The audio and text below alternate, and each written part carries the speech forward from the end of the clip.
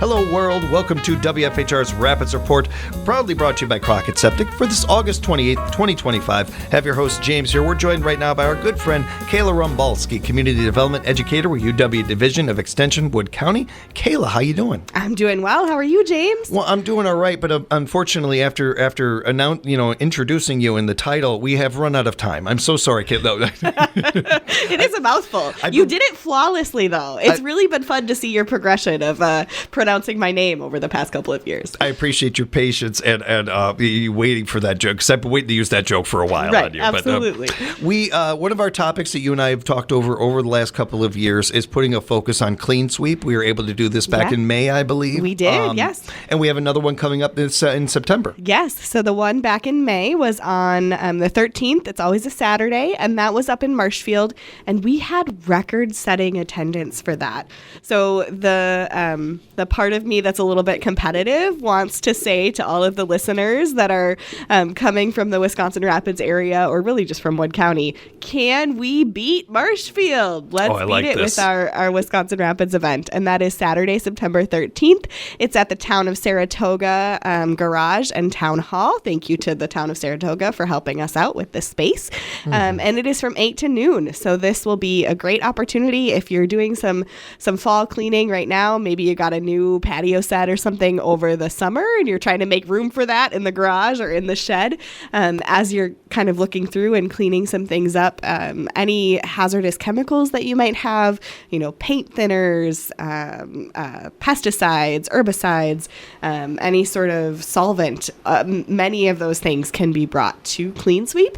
And we would definitely encourage you to do that rather than putting them in the trash or dumping them down the toilet or anything like that. First, Kayla, you really know your audience. Getting into the competitive thing between cities around here, Absolutely. That's always well done. Nicely done. We can beat Marshfield. We can do it. Yeah. When it comes to the items that you were touching on there that are accepted, those are all important ones to mention. Were there any others that you think are key in mentioning this, and especially ones that you see a lot that you'd like to see more of, maybe? Yeah. So other things, batteries. It seems like so many devices now have lithium-ion batteries in them. Vacuum cleaners, sometimes headphones have lithium batteries in them. Those are really detrimental if they end up in your traditional, recycling bin or at the landfill. They can start fires very easily, and so those are things that we want you to dispose of properly and safely. In addition, sometimes things around the house, like if you think about some of your drain cleaners, your floor cleaners, even nail polish remover is a hazardous chemical. And so rather than, dumping that bottle out or just throwing the whole bottle in the trash, encourage you to bring it to Clean Sweep and let us take care of it for you. You mentioned some electronics, and it's important to keep in mind the difference of those electronics and other ones that are not accepted. So, yes, thank you. That's a very good distinction to make. You've taught me well. You have taught me well. Yes, this is all your information that I'm just recycling to you. I'm proud, James. You're doing a great job. When it comes to certain items, and if you're uncertain, that battery is probably the key to the what can be done. Yes, recycled again. When we're talking about recycling here, I mean batteries only. I don't mean, televisions or refrigerators or anything like that. But if a vacuum cleaner, for example, if you have a vacuum, we can't take the vacuum itself, but if there is a lithium battery in there, we can take that piece at the Clean Sweep event free of charge for you to get rid of it, and then you can find other safe ways to dispose of that electronic or of the other item. Just piggybacking off of that, Kayla, that this is something you and I have touched on before, but this is becoming more and more of an issue as we go forward, as we're trying to do a better job with our garbage. And I think we, as a society overall, whether it's the revolution of recycling or some of the other things, we're doing better about it, but we're piling up our electronics. Yeah. I know people that have like 3 or 4 laptops sitting at their home that they don't know what to do with. Now, a credit to most of society that is doing that, then it's not just throwing it out in with their garbage or something. Yeah. That's really cool. But at the same time, I think that there's, I don't want to say an impatience, but there's almost like, hey, what do I do with these things? What do I do with these things? And people wanting to clear up space and stuff. So Absolutely. we're gonna need to see more of electronic versions of the clean sweep and Yes. things going forward. Yep. And there are some of those. So the town of Saratoga has done electronic recycling in the past. So you can look that up online. In addition, you say things like laptops. Many nonprofits in our community and some organizations will accept laptops to use as refurbished models for education purposes. Maybe they've got a senior who is not as familiar with technology and wants to, get online to stay connected with their grandkids and that sort of thing. They might use a refurbished laptop for that. So certainly there are options out there for the recycling of those devices, and you can find that with a Google search, or you can always call our extension office. We're happy to direct you. And maybe that's a future topic, for us to get into sometime or something. For right now, when it comes to other items that are not accepted at the Clean Sweep coming up Saturday, September 13th over at the Saratoga Town Hall, we mentioned electronics. Are there other things we wanted to get to? Yeah, so nothing medical or biochemical kind of waste. So when I say that, I mean certainly no human waste or anything like that, but also no prescription drugs, anything like that would not be accepted at Clean Sweep. In addition, one that is a common question that comes up is latex paint. So latex paint is actually okay to let that dry out and then just throw it away in the regular trash receptacle. You don't have to dispose of that in a safe way. So we don't take latex paint at Clean Sweep, but we do take all other kinds of paint. So your oil-based paint, your solvents, we'll take all of those things. I'm guessing that question mainly comes from my father. I'm guessing. I'm sorry about that. I should have answered that for him. That's totally fine. It might be my dad as well. You have to hang on to those paints. You never know when you're going to want to repaint that wall and just need a splotch in that color. Dads keep paint. They just do. Yeah, it's just something that dads do. It's a fact of nature. Yes. Ammunition is another one of the things to keep in mind that is not accepted at this Clean Sweep. Yep, absolutely. And what is this? Pressurized cylinders. Yes. So that's a big one because those are really dangerous actually to dispose of properly. So when we say pressurized cylinders, we mean propane tanks, particularly some of those little propane tanks that you would use for camping or for tailgate grilling, those types of things. Those are not accepted at Clean Sweep. And what to do with them is a bit of a gray area. Some metal recyclers will take it for scrap. Sometimes you can put them in the regular disposal, but you have to be able to certify that they are indeed empty. And no one condones the process for doing that, right? Because you're essentially puncturing a pressurized cylinder. You don't want to do that if you don't know what's in it. So a gray area with that. 13-year-old me about that. Right, exactly. Everyone has a story, it seems, but certainly don't condone it and not something that we would recommend. Yeah. But unfortunately, that is something we do not accept at Clean Sweep. What I always tell people, though, is when in doubt, just bring it along. Veolia is our waste contractor for this. They're the state contractor for all of the Clean Sweep events across the state. And they've seen a good amount of things that have come through. They'll tell you if they can take it or not. If they don't take it, they'll tell you what the best way to dispose of it is. So you can always call our office if in doubt, or if you're bringing things to Clean Sweep anyway, just bring it along and see if they take it. We'll get that information on how to reach out to Kayla before we wrap up here and everything, and we'll also get to some things that you should know before you go. Absolutely. But Kayla, I do want to take a beat here, and I understand that a lot of our audience, a lot of our society, knows the basics, the ABCs of why we do this. But there's more to it than that, and there's certainly protecting our planet and keeping it healthy and all of that. But when we talk about PFAS, when we talk about the different things that are affecting our youth or our elderly or any of these groups that really are severely affected by these things, it all comes together with events like this and just keeping our land healthy.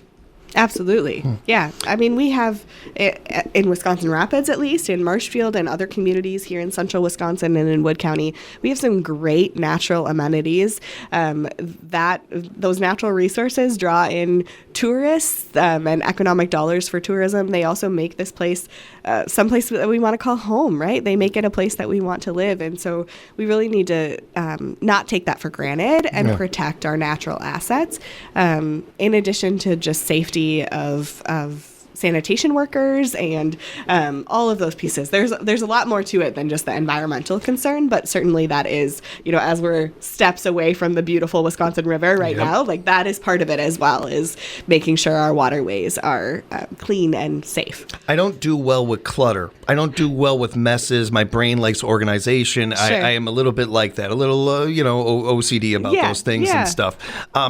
Even with that, there is no bit of clutter or no thing that is taking up space in your garage or your basement that is worth disposing of the wrong way. Right. There's nothing. You be patient, be an adult, be patient with it. It'll get out of the house soon enough, and it'll get out of the house in the right way. And it'll get out of the house in a way that will not affect your taxes. That will not affect the state's environmental issues or entertainment, money that they bring in or so many of these things. Because anytime you dispose of something negative, you are hurting your tax dollars. You are hurting the state's economic impact that it has with its nature and all that. That's what you're doing. You dump something, you drop something off in the wrong place. You are directly responsible for that, and we need to start doing that. I believe personally, just me saying this, we need to be a little more direct about this. There's a lot of people that use shame as a weapon and things like that. I'm trying to use it to get people to be smarter and just do what your gut is telling you to do the right thing anyway. Just listen to your gut. I have a hard time believing anybody's gut's telling them to do some of this stuff the wrong way. I think that overall, most people want to get rid of this stuff the right way. Right. And I also understand.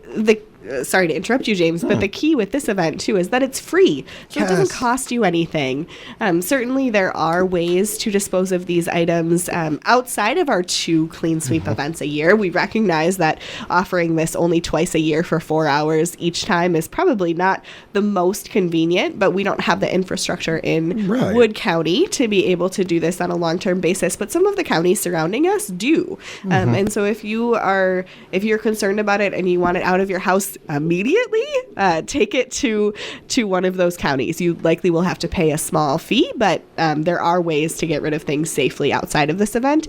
Or what I tell people is just create a box in your garage. You put anything you come across in that box, and then twice a year when the clean sweep events come up, just come in and drop it off. It's a perfect way to do that. Yeah, absolutely. I'm making a mental note from my father about that. That's a really good note, Kayla. I have a Goodwill box in my garage or in my closet. It's kind of the same concept, right? Like, I don't need that anymore. Let me put it in there. And I will say that I appreciate, and I know that you, the community, would like to have more of these events. I think it's impressive that we have them, let alone have 2 of them. Sure, we could use more. I understand that. We all do. But I would like to think that people also understand we've got limited resources here, and not nonprofits doing this for our community. 2 of them is impressive to me. And I think that's an accomplishment. This is only the second year of doing 2, and that came directly from listener and from community feedback, right? We were hearing from folks that said, oh, it's I'm calling in spring and the event's not till September and it's in Marshfield and I live on the south side of Rapids. That's really an inconvenience. And so we looked at some grant dollars and looked at funding and tried to see if we could make it possible to do 2 events a year and get to Marshfield and Wisconsin Rapids in the same year. And we were really fortunate that we were able to do that and that we continue to be able to do that. So next year we will have 2 events as well. Well done. And we may have covered some of this already, but just anything that we have not covered as far as things people should know before going to the Clean Sweep event in September. Yeah. So just to give someone maybe a heads up if they've not attended this in the past and to know what to expect, in Marshfield, we did have some pretty significant lines that built up. Know that we'll try to get you through as fast as possible. That was the first year that's happened, though. Prior, you could just pull up and you would go right in. But the way that it works is that you'll be greeted by either myself or a health department or another extension staffer. We'll give you some information, take down your your zip code. We're tracking for just our own analytical purposes. We don't turn anyone away, but we'll ask where you're coming from. And then we have Veolia set up, and they will actually handle everything for you. So when you come in, just make sure that you have items that are labeled as best as you can. Obviously, if it's an item that you've inherited, like let's say you just bought a new house and you've got some items that you're like, I don't know what this is, but I think it's hazardous and I want to bring it along. That's fine. But to the extent that you can, please make sure that they're labeled, and don't ever try to mix things together. Right? This is not chemistry, a chemistry experiment happening in your garage. Especially if you don't know what those chemicals are, you don't want to mix them. So try to keep them in their original packaging to the extent that you can, and then always put them in the trunk, or if you have a vehicle that has a bed, like a truck bed, that's ideal. And our Veolia workers will actually remove it from your vehicle for you. You stay in your car, they'll take care of everything, and then they'll get you on your way. So pretty low key, pretty easy, 8 to noon, and we hope to see you there. Just piggybacking on that, making sure lids are sealed, everything is really tight so that when they grab those items, nothing's spilling out or anything like that. And you certainly don't want it in your vehicle anyway, so you're going to probably make sure of it there. And keeping in mind that, like Kayla mentioned, we want you, if you're curious and you don't have a chance to look it up, bring it. But keep in mind that you may be bringing it back too, because they may not be able to accept it. But they accept so much, they're able to do so much. A big shout out to them and to everybody at Extension as well for getting behind this and helping our community out with a great event like this, Kayla. Absolutely. Yeah, we're happy to do it. If people have follow-up questions, they would like to know more, how can they get a hold of you? So they can search for Clean Sweep Wood County on a search browser. That'll bring them to it. Or they can call Extension Wood County. We're happy to handle those calls and provide more information. And you can find out more information about UW Extension and the great work that they're doing over there at extension.wisc.edu, extension.wisc.edu. Again, Clean Sweep coming up Saturday, September 13th, 8 to noon over at Saratoga Town Hall right here in Rapids. Kayla, thank you so much. Good hanging out with you. Of course, good hanging out with you. Thank you so much. We'll talk again real soon. Sounds great. And thank you, everybody, for joining us for another edition of WFHR's Rapids Report, proudly brought to you by Crockett Septic.